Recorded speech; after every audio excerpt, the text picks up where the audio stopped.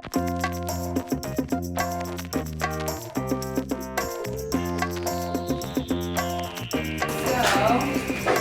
morning, everyone. Welcome to Creative Mornings. Any first-timers here to Creative Mornings? Great. Welcome. Today's Creative Mornings is brought to you by the Mayor's Office of New Urban Mechanics. It's an agency within the Boston Mayor's Office tasked with finding innovative, impactful approaches to delivering city services with and for Boston's residents. Chris and Nigel are tasked with developing partnerships within and outside City Hall to identify, incubate, and evaluate projects. In recognition for their groundbreaking work in Boston, Nigel and Chris were both named Public Officials of the Year in 2011 by Governing Magazine. I am proud to announce our speakers, who I've worked very closely with to create the exhibition you see behind you, are the two co-founders of New Urban Mechanics, Chris and Nigel.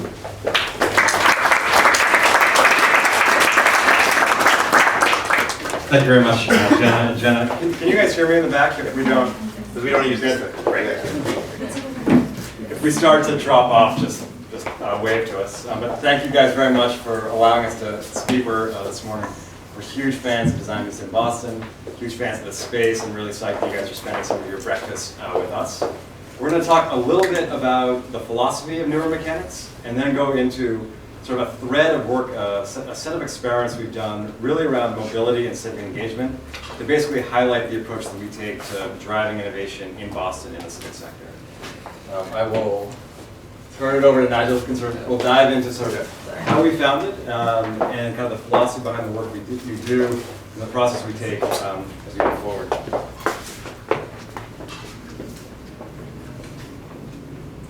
Here we go. Great. So this quote by our boss, Mayor Menino, Thomas M. Menino, is really our point of departure in New Urban Mechanics. You can read it yourself, I won't read it for you, but it reminds us that our point, the way that we think, the way that he thinks about delivering service should be about delivering service, should be about helping people and supporting people. And so the context here was that a couple of years ago, when the mayor was re-elected for the 5th time, in which this was part of his inauguration speech. At the same time, he was trying to think through how do we, as a local government, think and develop an approach to innovation and reinvention in terms of city services that we can develop over a period of time. We've certainly seen most organizations, including City Hall, were able to do sort of one-offs periodically that are interesting, some more than others, but it's not terribly sustainable. So what we were really interested in was whether or not we could come up with an approach that would allow us to, again and again, kind of a la Google or Apple, reinvent what we do and to explore a whole space of exploring new kinds of service delivery. So that's what New Urban Mechanics is about.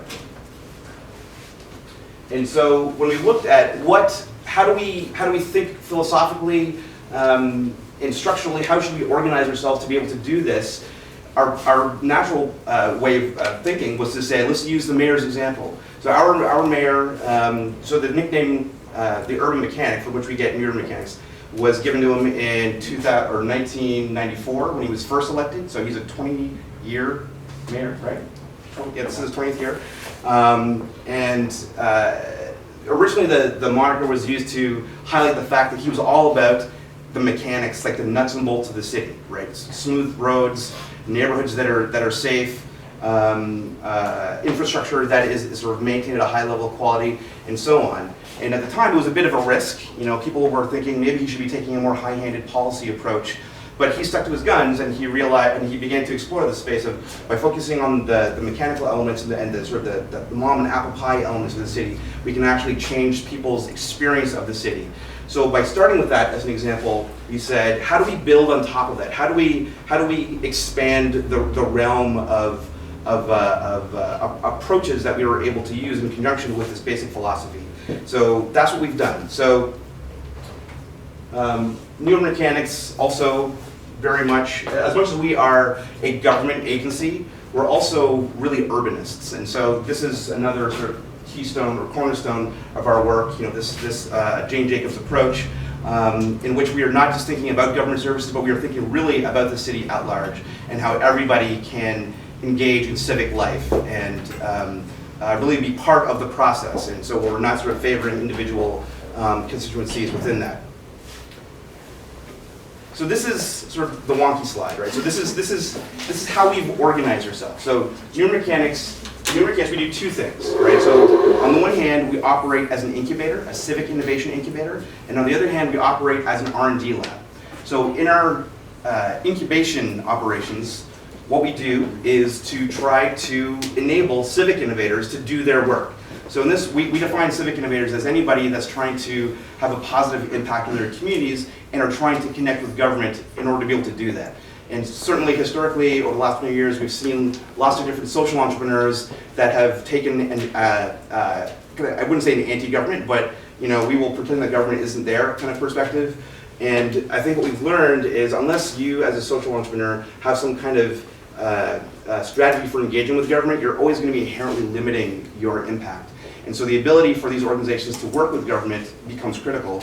The next question then becomes, how do you do that effectively? Because in most cases, governments don't have people or an organization that is designed or tasked with engaging that kind of collaboration. Sometimes you'll see departments of partnership, but that's not what we're really talking about, because those are really kind of policy level, high level funding and strategic kind of alignments. What we're talking about is rolling up your sleeves and doing real work, and that's what neuromechanics is about. So when people come to us, the way this works is that somebody with an interesting idea to, again, sort of in the civic innovation realm, will come to us and will pitch this idea to us. And what we'll do is we'll figure out if we can support them, and if the pitch is basically about how they can positively impact the quality of life in communities, we're there to support them. And we can do lots of different things. We can issue innovation grants. We can essentially kind of become co-conspirators or co-collaborators in terms of actually developing the program or whatever the program product or service that this person or this group is trying to evolve, and so on. We work with a huge range of organizations. On the one hand, there are sort of more sophisticated kind of practice entrepreneurs kind of in the for-profit and nonprofit space. On the other hand, there are, on the other extreme, there are kind of private individuals, community groups, people that see the issues that they want to fix in their communities, but don't have as much sophistication in terms of thinking about how to develop a solution to that. And we are there to help them do those kinds of things and to connect them to different partners that can help them build a solution. And again, we're totally agnostic as to what the nature of that solution is. They often are kind of techie, mechanical kinds of things, but we also do lots of other sort of design interventions about getting people to rethink how they can interact with the built environment and so on.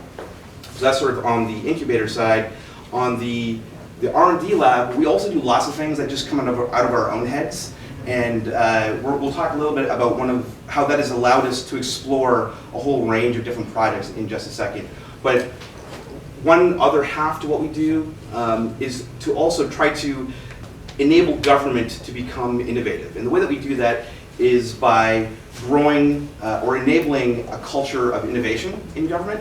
And that works by, so we've kind of dug into this and we've tried to understand what is it about government that sort of makes it so non-innovative, or why do good ideas not seem to come out of government oftentimes? And what we've really begun to learn is that the culture of risk aversion in government is really key. And so what we've seen over the last several years is that mayors and city managers and people at the top will say to their cabinet, right, so the chief of police, to the commissioner, to the commissioners, and to the superintendent of schools, whoever it is, they'll say that we need to innovate. We need to rethink how we deliver service to the public. And I think that top level of people totally gets it, because at least in our case, our mayor is usually yelling when he says that. But what happens after that is the question is what happens after that meeting, right? After that session. Those people then will go to their departments and say to their next level of management, sort of the senior management in government, and say, we need to be innovative. Now go, right? And so those are the same group of managers that's also tasked with being fiscally conservative with taxpayer dollars. So that's not a good place to innovate from. So our approach has been to create this structured approach, or a kind of a process approach to innovation. And it borrows very much from the lean startup methodology. If you've heard of that, it's really just an iterative approach that's kind of team-based innovation. And it's fairly straightforward. So on the one hand, we cast this very wide net to to be this front door for civic innovators, whether they come from outside of government or inside of government. And then we'll work with the innovator to kind of scope their pitch into a proof of concept, something that we can actually test in the near term, sort of on the order of a couple of months, few months. And then once we can get to that point, we'll actually run that experiment.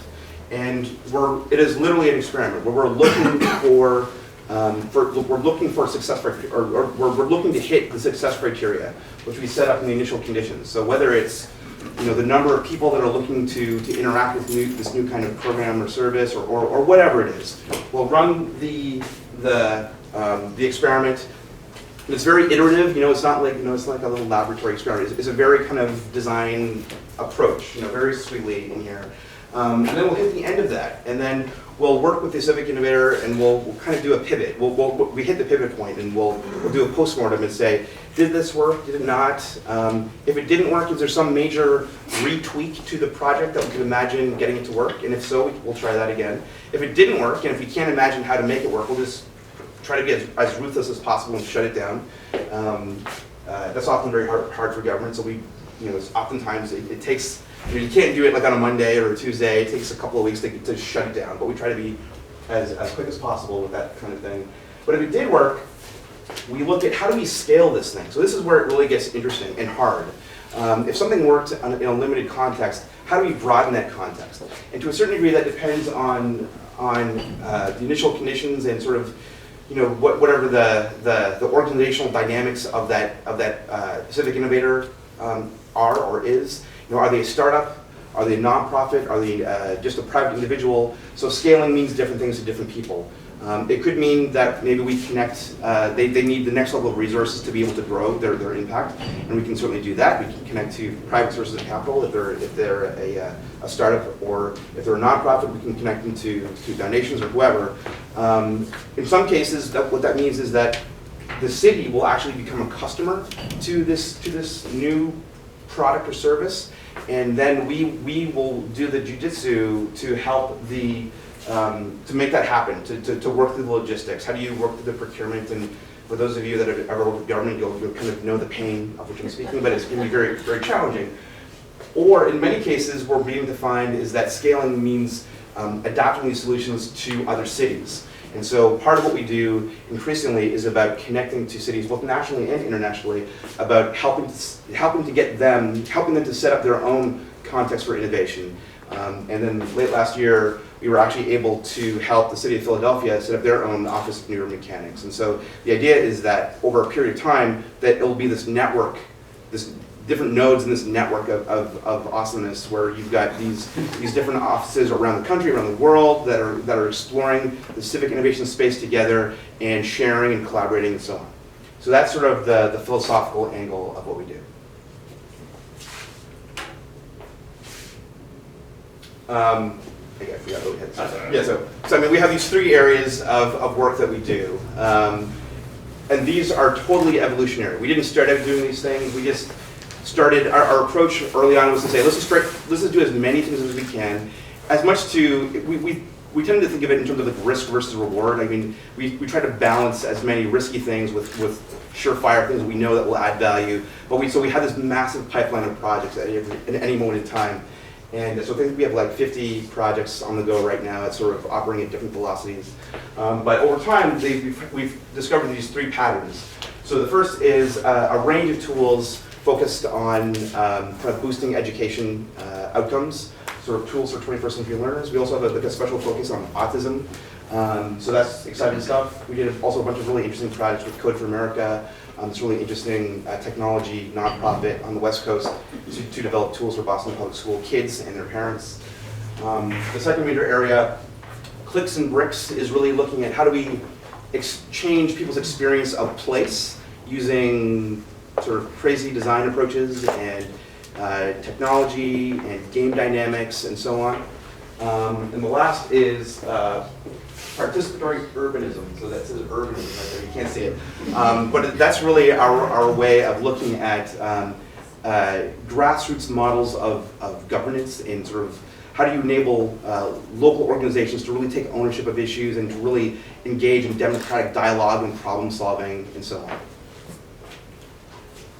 So when we were talking to Sam and Jenna about this morning and sort of the right way to tell a story about neuromechanics, we thought it might be interesting, rather than to look at a whole, like every single one of our projects or to talk philosophically, instead to talk about how a particular idea has sort of evolved through a series of experiments over time.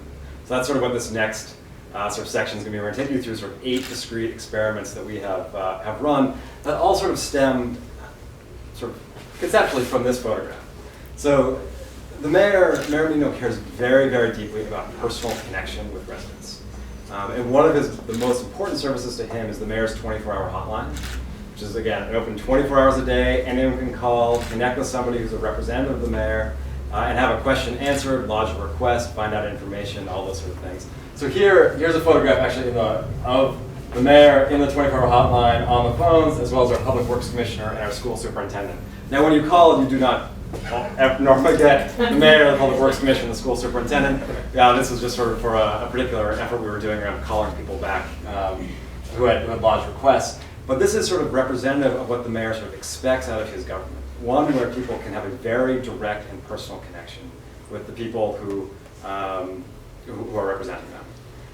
What we realized, though, when we relaunched the Mayor's 24-hour hotline back in 2008 was that there were tons of people who would just never call City Hall, who felt very comfortable blogging or tweeting or talking to their friends or showing up at a community meeting, but weren't going to call the 24-hour hotline to City Hall for a variety of reasons. Probably they didn't feel anything would get done, or who knows why.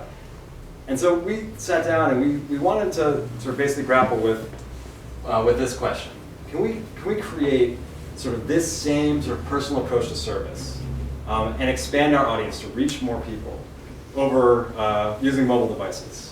Basically reach out to audiences and be present on people's smartphones and build a connection with our residents in that way. So we sat down and we sketched out this slide right here, and back in beginning of 2009, 4 years ago. The very simple idea: we wanted to see if there was a way when people saw something, they could open up their smartphone, select what type of problem it was, take a photograph of it, and submit it into our work order management system, and have that fixed, and have you know when it actually got resolved.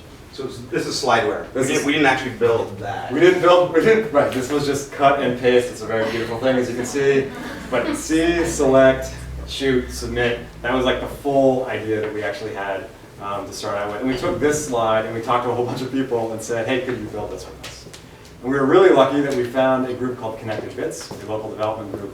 And that started out us along this process, which we'll kind of walk through, of each of these iterations that have happened over the next 4 years, sort of as we've learned and grown and evolved this platform. So the very first iteration was the first version of Citizens Connect. So this was essentially an app that did exactly that. Allowed people to take out their smartphone as they were walking through the streets of Boston. If they saw a problem, take a photograph of it, have that go right into our work order management system. The very next person that saw it was the right person to fix that problem, and then you would be alerted as a resident when your problem actually got resolved. We had this idea, we created that slideware probably in the spring of 2009. We launched this in October 2009. And during that process, we worked very closely with a whole bunch of residents who are our beta testers, who basically gave us great design feedback about how we actually should build a mobile app. This was the first time any city built a mobile app of this type. It was our first experience in building a mobile app. How we should actually design something so it was very easy and compelling and simple to use. So we launched it in October, and honestly we had no idea what would happen and who would actually use it. And what was fascinating was within a couple of months, we had been looking at, were people actually using this to report things in Boston? And so we were kind of focused in on where the pins of reporting were happening in Boston. And then we zoomed out, and we realized that people weren't just reporting in West Roxbury, they were reporting in China. And they were reporting in Australia. Like, we're not responding to that graffiti request, but I could go there and do what we could.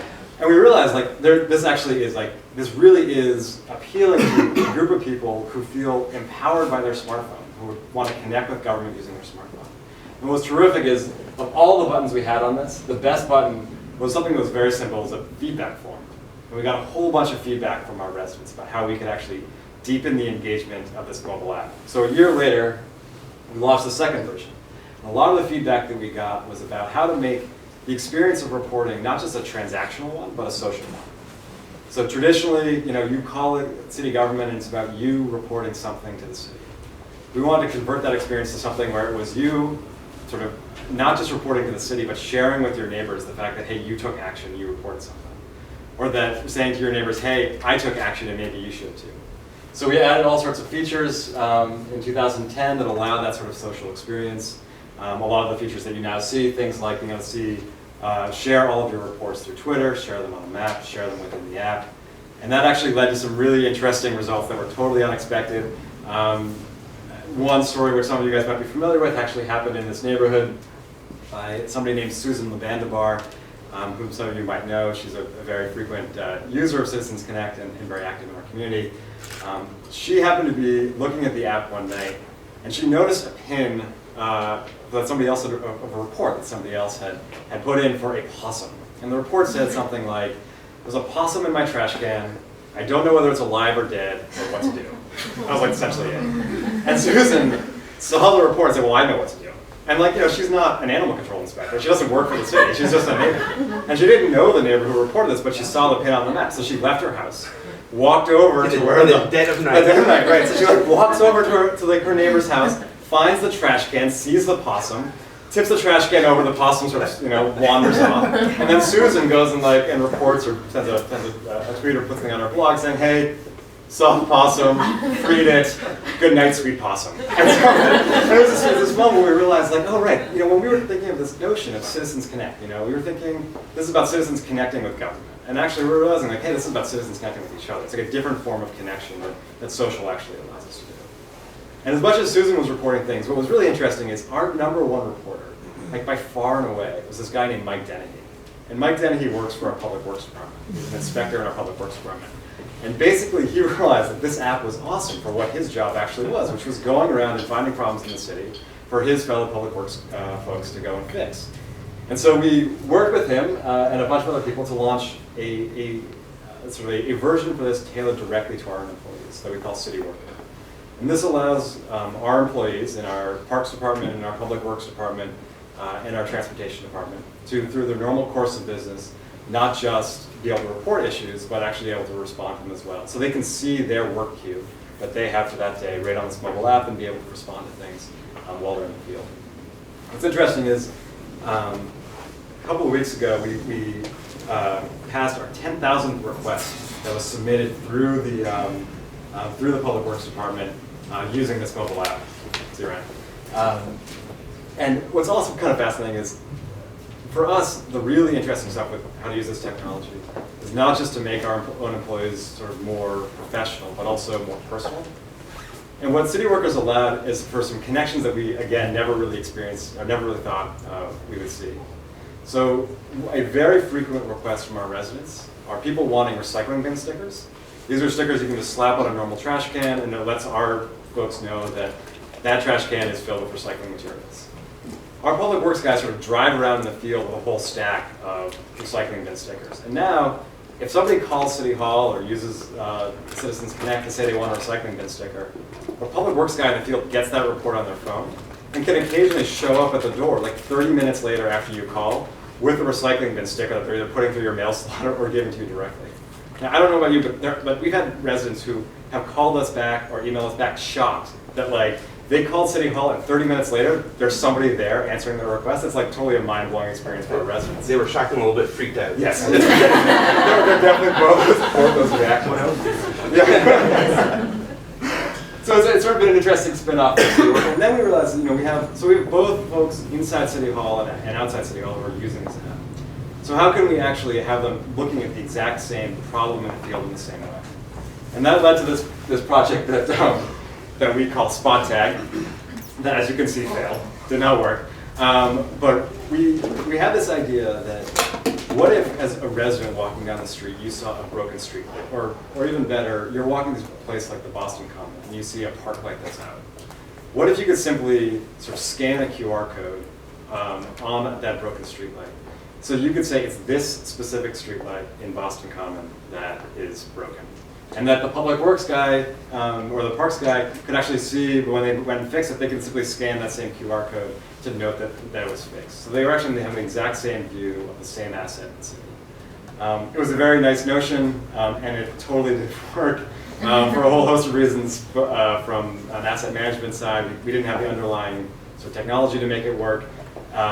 And the idea of putting QR codes on every single asset in the city was probably flawed from the very beginning. But it did allow us to create some terrific stickers like New Tag on the Block, which for some reason we thought was a cool reference to New Kids on the Block.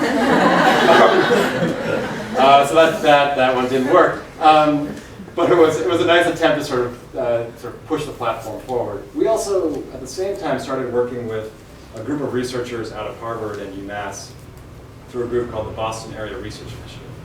We had all this data about where reporting was happening in our city. We don't really have a sense of necessarily who is using Citizens Connect, but we know where they're reporting. And so we know that in general, we get our fewest reports from census tracts that have high proportions of students, college students in particular, and high proportions of families who speak English as a second language at home. So we decided we wanted to see if we can create a different platform that would really appeal to sort of youth, and that could be in multiple languages. And so we've been piloting and still a little bit struggling with a text-based version of Citizens Connect to basically reach both those audiences. And there's some just technical issues around texting and addresses that have been sort of difficult barriers for us to overcome, but we're sort of working through this process, sort of all led by this research that came out of Boston. The next sort of idea that we had for how to use the full capacity of the smartphone is a project that we call Street Bump.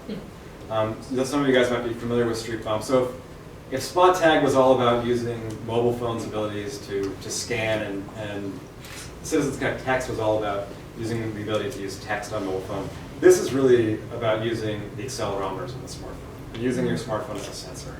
So there's a huge amount of conversation about instrumentation of cities right now and smart sensoring, led by groups like IBM. But we feel pretty strongly that rather than the city investing in new sensors everywhere across Boston, that we should simply tap into the sensors that probably every single one of us in this room actually already own in our smartphones. So your smartphones have accelerometers and GPS, and if you marry smartphones, the accelerometers and GPS together, you can actually build this portrait of what the conditions of roads look like in Boston. And that's the logic behind Street Bump. So when you're using Street Bump, you hop into your car, turn it on, as you drive along, it simply records how bumpy your ride is and the GPS location of every bump that you experience, which right now is over 0.4 of a G. So any significant bump that you experience, we can record if you're using this app, and it gets reported our public works department. We then run that through a clustering algorithm and find locations like this intersection of ComAv and Exeter where there's like a huge problem in our roads, and we go out and fix it. And what's been interesting as we've been building this portrait, we've collected probably north of 120,000 bumps at this point, and that overwhelmingly the problem isn't potholes, it's sunk castings. So manhole covers that have gone down or popped up, and if you're a cyclist, you knew this a long time ago. But basically, these things are like a huge problem throughout our city. So we've now been working with our utility companies to repair all of these sunk castings throughout Boston, and just launched a international competition to try to figure out best designs for maintenance and initial construction of manhole covers and castings in the future. So that's sort of the Street Bump piece. And the sort of the next iteration of Citizens Connect actually just launched 2 days ago. It's called Commonwealth Connect. So we realized that no resident in Boston, most residents in Boston probably just don't care about municipal boundary. Like you're spending your day here in Boston, and you're in Cambridge, and you're in Somerville, and you're in Brookline, and you're in Dedham. You are traveling everywhere, and we wanted to figure out a way to create a mobile app that was as dynamic and as mobile as you were. So you didn't need to use the Boston app when you're in Boston and know that you need to use the Brookline app when you're in Brookline and the Somerville app when you're in Somerville. So we got a grant from the state to take the notion of Citizens Connect and build something called Commonwealth Connect, which we're expanding to 36 communities throughout the Commonwealth of Massachusetts, which essentially dynamically updates depending upon where you are. So you are always using the same app to always get the right information that makes sense to that municipality, to the right person in that municipality to solve that problem. We think it's sort of an interesting effort, and the first 8 additional cities went live 2 days ago, and we'll see how this experiment goes. And then the final sort of experiment that we've been toying with is one that's actually noted on one of the boards. And this is really, I think, again, back to that picture of that personal connection. is I think the most interesting of all the things that we're pursuing. So right now, today, you submit a photograph of a pothole in the city. And you get back a nice note and a text message that's saying that pothole's been filled. What we want to do is actually take that to another level. We want to actually send you back a picture of the filled pothole. And we want to send you not only that picture of the filled pothole, but we want to show you the crew that actually filled that pothole. And so the reason behind this is, I think that most people feel that government is government. It is a cinder. It's like we are represented by this concrete building in Government Center right now. It is a little bit faceless, right? You don't actually know the people that your tax dollars essentially are paying to serve on your behalf, right? We want to put a face to that request. And the same thing on the other side. We want to make our workers not just be accountable up, but accountable out. We want them to actually feel this connection with their residents. We want to create a way for you, if you want, to be able to give them a high five or a thumbs up on the job well done, or to let them know, hey, the pothole you filled was actually the one around the corner, and I meant the one by my house, and really could you go fix that one? And to allow that sort of connection, again, that personal connection. So that sort of is this is the next step. We expect this to be, hopefully by this fall, out and launched. And that is sort of this is going to keep sort of snaking around with future iterations. But as a way in which we want to give you a sense of how newer mechanics work. We start with sort of an idea around how to improve service, how to improve connection between residents and government. We try something out, see if it works. We do, we learn from the feedback and expand. We learn from observation and expand again. We involve researchers and expand again. Sometimes we totally fail and shut stuff down. Sometimes we fail and try to tweak things. And we just keep expanding and iterating and trying to improve and scaling and sharing those results as we move forward. And we think that approach of sourcing ideas that can connect cities, city workers, and city residents, and running them through experiments is ultimately going to lead to the sort of sustainable approach to innovation that Nigel mentioned at the beginning. So that, in short, is kind of newer mechanics, and we'd love your sort of comments and thoughts, questions, feedback, et cetera.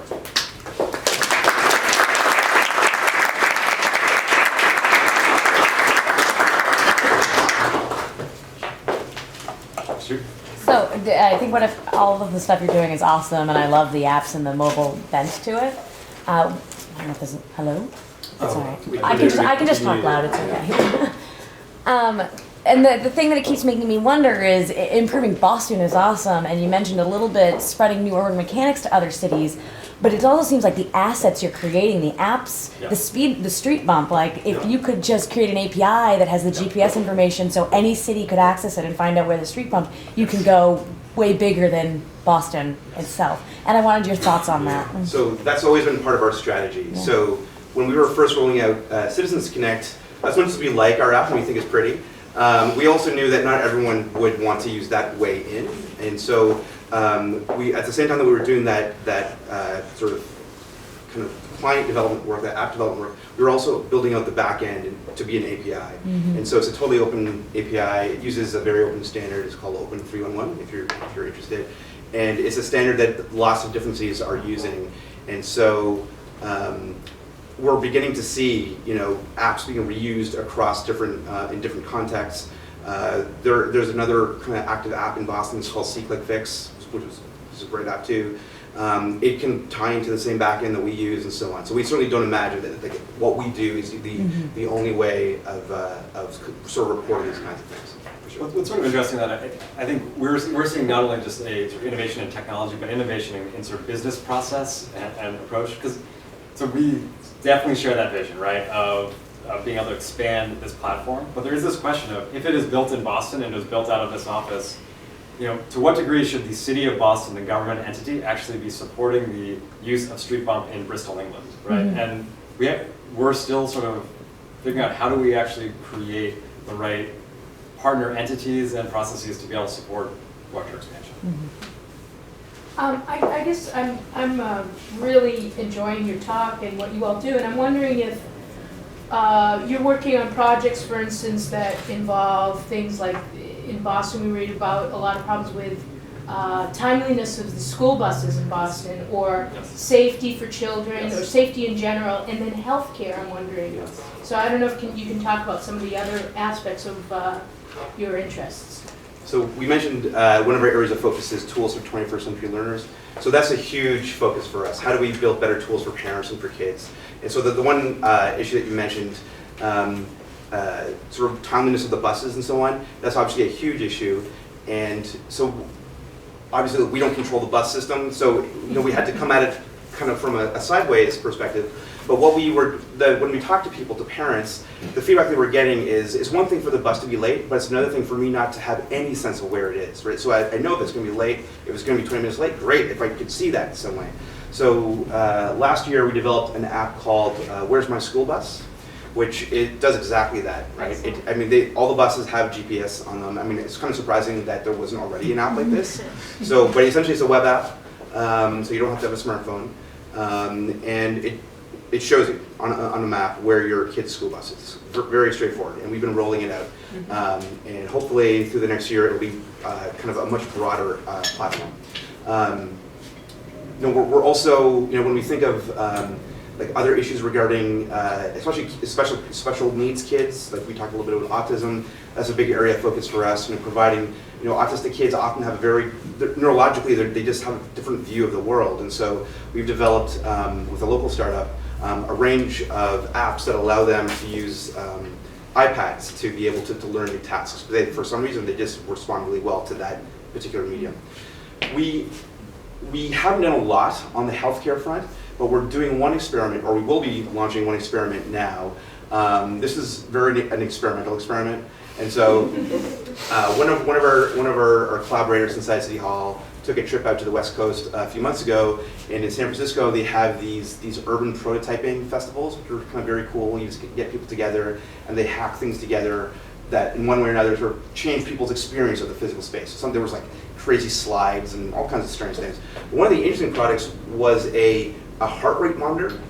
Right. And Rock City last night on NBC had a program just about that, which made me exactly think of that. And so the premise is essentially it's a heart-shaped doohickey. It's about the size of a parking meter, and it's got these two handles with copper on them, so they can sort of get your the galvanic response. You hold on to it, and it'll play a song based on the rhythm of your heart. So you get this custom song, right? The one that I saw was actually based off of an iPhone. Yeah. That would be something interesting to check into. So we're going to be playing with that through the spring and summer. So if you check back with us, we can tell you when that's going live. I think this is sort of like perhaps underpinning your question, which is I think a lot of the stuff that in general in the civic innovation space that we've seen as successful so far have been really about sort of basic quality of life things that are really about engagement around things like potholes rather than things that are kind of the more complex, more pressing, more challenging issues that we're seeing that we're facing. And I think for us what is really exciting and where we sort of see the roadmap of neuromechanics is how you sort of go from using technology for engagement around things like potholes and fixing my streets to things that are much more around policy or some of the more challenging issues that all residents face. And we're just sort of early in the civic innovation process right now. But actually one of our efforts on that is actually one of the walls, the design museum walls, is what this project called Community Plan, which is very much about how do you engage the community in actual dialogue to take on harder problems. What are you doing to protect users' privacy? Is that something users' privacy? Yes, so what have you done great question. What scrutiny have you come under for that? What are the responses been? So probably I think the best example maybe is something like Street Bump. So there's lots of information that would be fascinating to be able to collect about how people drive through the city, right? It would be great for traffic and all sorts of stuff like that. We basically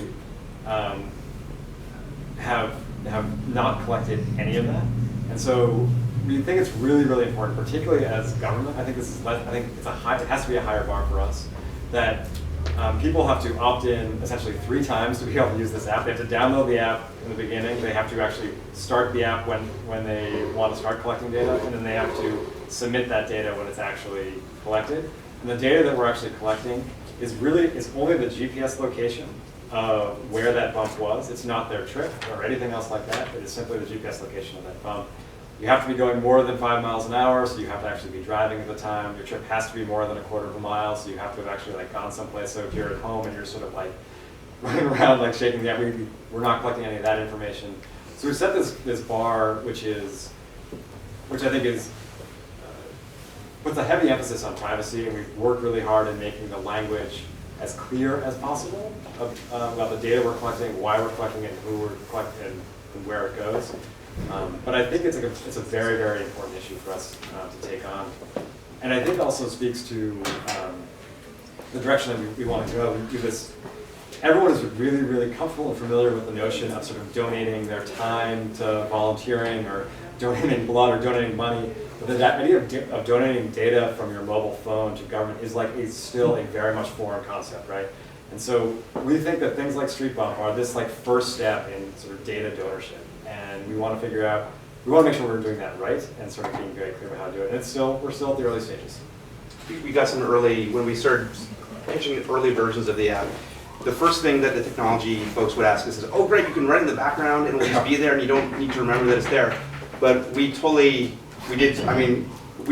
even have to do any testing for this. We knew that having a government app running in the background on your phone is just a bad idea. So we said, we're not going to do that. So you have to launch it, it's there, and then you have to shut it down when you want to move on. Hi, so I don't actually live in Boston, but I work and volunteer and hang out in Boston all the time. So maybe there's certain messaging around residents of Boston, but how do people find out about these programs and these apps? Because I think that's something, I'm in the startup world too, that's something that we're sort of struggling with, people coming into Boston. College students don't know where their town meetings and stuff like that are. How can we like get more people to know about this stuff besides the room of people that go to these events all the time? So it is a hard problem, frankly, and it's something that we don't spend enough time on, sort of communicating what we're doing and sort of broadcasting that out so people can more easily discover us. A large part of our outreach is essentially this kind of forum, sort of going to where we know the people are and just sort of talking what we're doing and sort of letting these things spread by word of mouth. But in general, I think that we are definitely a little bit weaker on the communication side, and something that we're trying to figure out how to do a more effective job at. And it's not a great answer, but it's the truth.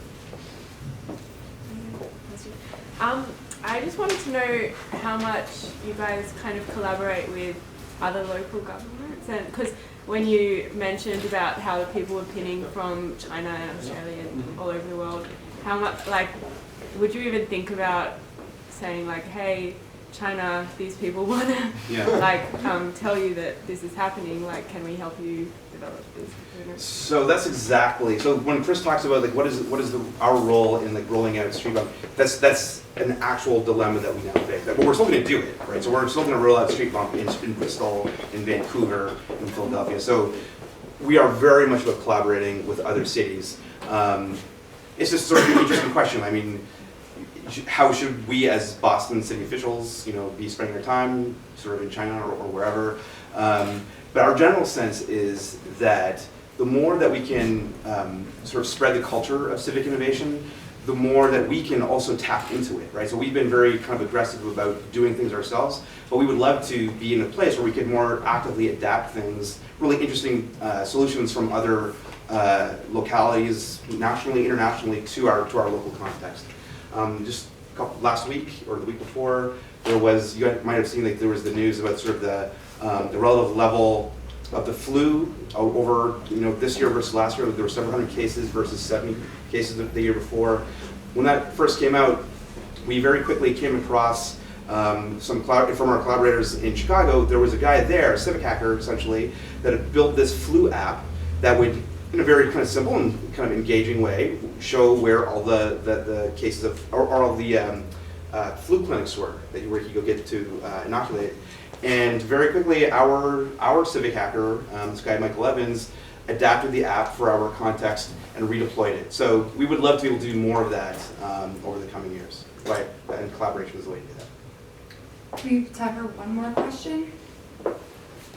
Can you talk about how the development works, just from like when you have an idea about what you think you want to develop for an app, and then at what point do you decide to not make it in-house with your developer, and what the cost is that you anticipate and where you get the funding? So I mean, I'm showing the slide, but our basic approach is to So we have these two ways of operating, as I said, right? So one where we operate as an incubator, one where we operate as an R&D lab. On the incubator side, it's really whoever is coming to the table that is pitching the idea, they are the innovator. We're relying on them to do the lion's share of the work, so that we can then support them, right? So if they need access to different sort of back-end technologies to more effectively deliver their solution, we can certainly do that. They might need these innovation grants, so we do have sort of risk capital that we've, in the form of grants that we've gotten from various sort of big national foundations, so we can do that. When things come to us from inside the building, it really depends on who is coming to us and what their need is in terms of how we can tap funds. So in some cases, if the innovation is going to address a specific city need, we can get the city to pay for it. So we really sort of tailor not just the funding, but even the more general support based on where the idea is coming from. Does that make sense? Yeah. So if everything that we do is via partnerships with technology companies, design firms, sort of researchers, as Chris said. And so, if something comes to us from inside government, we'll pull together, we'll reach out through our network, try to find someone that can do the technology piece or the design piece, bring them together to address the issue. But it's a very kind of fluid approach to developing these things. We generally refer to this as network incubation. So it's a very kind of, it gives us the maximum amount of flexibility in terms of being able to build these things quickly. All right, well, everyone give it up for a new urban mechanic.